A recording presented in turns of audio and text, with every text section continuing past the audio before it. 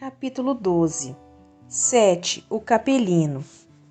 Vimos no capítulo 10 qual a significação simbólica dos primeiros filhos de Adão, Caim e Abel, e diremos agora que do ponto de vista propriamente histórico ou cronológico.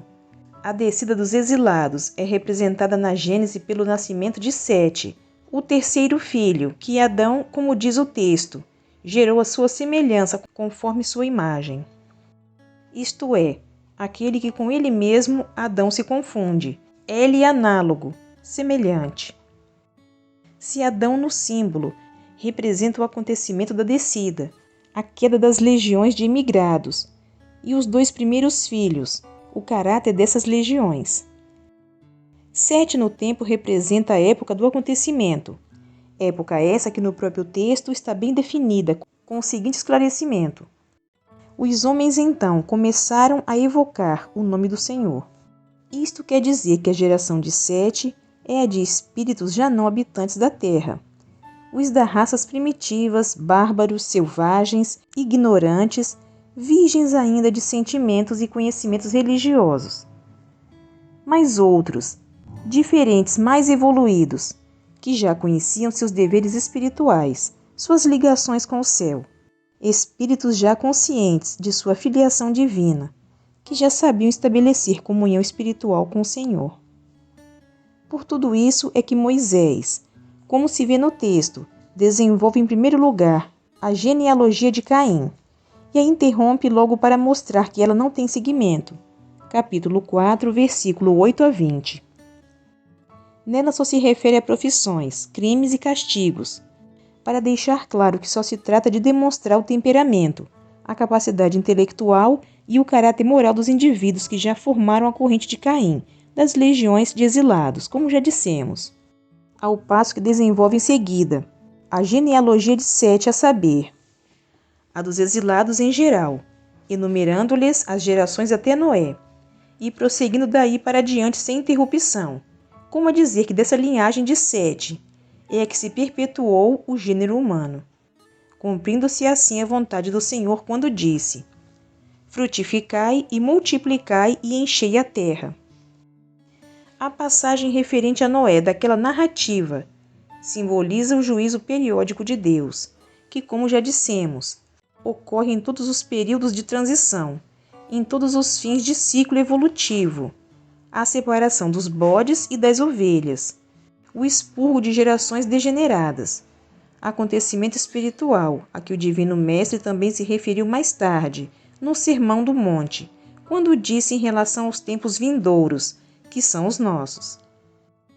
E quando o Filho do Homem vier na sua majestade, e todos os santos anjos com ele, então se assentará no trono de sua glória, e todas as nações serão reunidas diante dele, e apartará uns dos outros, como o pastor aparta dos bodes as ovelhas. A humanidade daquela época tocou um conhecimento desses com os cataclismos que então se verificaram, que mais para adiante relataremos. Capítulo 13. Da descida à corrupção. E aconteceu que, como os filhos começaram a se multiplicar sobre a face da terra, e lhes nasceram filhas, viram os filhos de Deus que as filhas dos homens eram formosas, e tomaram para si mulheres de todas as que escolheram. Isto quer dizer que os degredados, aqui mencionados como filhos de Deus, encarnando no seio de habitantes selvagens do planeta, não levaram em conta as melhores possibilidades que possuíam, como conhecedores de uma vida mais perfeita, e ao desposarem as mulheres primitivas, adotaram seus costumes desregrados e deixaram-se dominar pelos impulsos inferiores que lhes eram naturais. Chegaram numa época em que as raças primitivas viviam mergulhadas nos instintos animalizados da carne, e sem se guardarem, afundaram na impureza, não resistindo ao império das leis naturais que se cumpriam irrevogavelmente, como sempre sucede. Já vimos que a encarnação dos capelinos se deu em sua primeira fase, e mais profundamente entre os Rutas, habitantes da Lemúria e demais regiões do Oriente, povos estes que apresentavam elevada estatura, cor escura, porte simiesco e mentalidade rudimentar. Esses detalhes, mormente a compleição física, ficaram também assinalados na Gênese. Assim ela conta: havia naqueles dias gigantes na terra, e também depois, quando os filhos de Deus tiveram comércio com as filhas dos homens, e delas geraram filhos. Este trecho da narrativa bíblica tem sido comentado por vários autores, com profundo interesse, servindo mesmo a divagações de literatura fantasiosa, que afirma ter havido naquela época um estranho conúbio entre seres celestes e terrestres, de cujo contato carnal nasceram gigantes e monstros. Porém, como se vê, não se deu, nem teve o fato nenhum aspecto sobrenatural, pois gigantes haviam, conforme o próprio texto esclarece, tanto antes como depois que os capelinos, filhos de Deus, encarnaram. Nem podia ser de outra forma, considerando-se que eles encarnaram em tipos humanos já existentes, com as características biológicas que na época lhes eram próprias. E é sabido que os tipos primitivos de homens e animais eram agigantados em relação aos tipos atuais. Nada há que estranhar, porque nos tempos primitivos tudo era gigantesco, as plantas, os animais e os homens. Estes, principalmente, tinham que se adaptar ao meio agreste e hostil em que viviam, e se defender das feras existentes e da inclemência da própria natureza. Por isso deviam possuir estatura e força fora do comum. Os lemurianos e os atlantes tinham estatura elevada, e os homens do Cro-Magnon, que já estudamos, a julgar pelos esqueletos encontrados numa caverna, perto do povoado do mesmo nome na França, possuíam em média 1,83 m de altura, ombros largos e braços muito curtos e fortes, bem menores que as pernas, o que prova serem já bem distanciados dos símios. As construções pré-históricas, como os dólmens, menires, pirâmides, etc., eram de dimensões e peso verdadeiramente extraordinários, e somente homens de muita desenvoltura física poderiam realizá-las e utilizá-las, porque na realidade eram túmulos gigantescos para homens gigantescos, que ainda se encontram em várias partes do mundo, e em todas as partes têm mesmo o nome de túmulos de gigantes. Mas sigamos a narrativa bíblica, no ponto em que ela se refere a essa mistura de raças, de orbes diferentes. Então disse o Senhor: não contenderá o meu espírito para sempre com o homem, porque ele é carne, porém os seus dias serão 120 anos.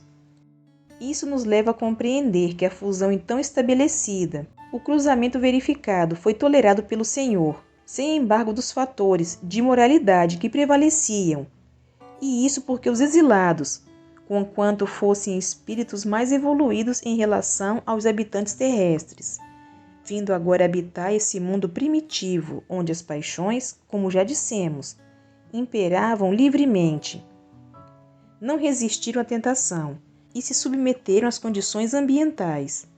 Isso, aliás, não admira, e era mesmo natural que acontecesse, não só pelo grande império que a carne exerce sobre o homem nos mundos inferiores, como também pelo fato de os exilados terem sido expulsos da capela, justamente por serem propensos ao mal, falíveis na moralidade.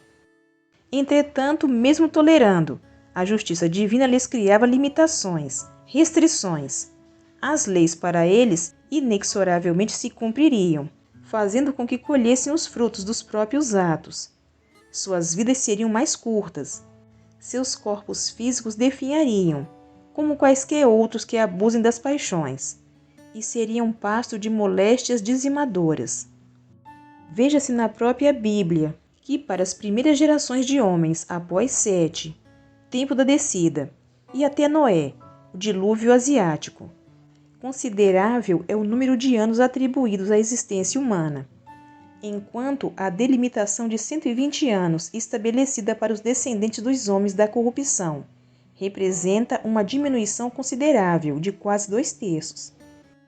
Isso do ponto de vista físico, porque quanto à moral, as consequências foram tremendas e lamentáveis. Com o correr do tempo, uma corrupção geral se alastrou e generalizou-se de tal forma que provocou punições imediatas. é quando a narrativa bíblica diz: E viu o Senhor que a maldade do homem se multiplicara sobre a terra, e que toda a imaginação dos pensamentos do seu coração era má continuamente. E mais adiante: A terra estava corrompida diante da face do Senhor. Encheu-se a terra de violência, porque toda a carne havia corrompido seu caminho sobre a terra.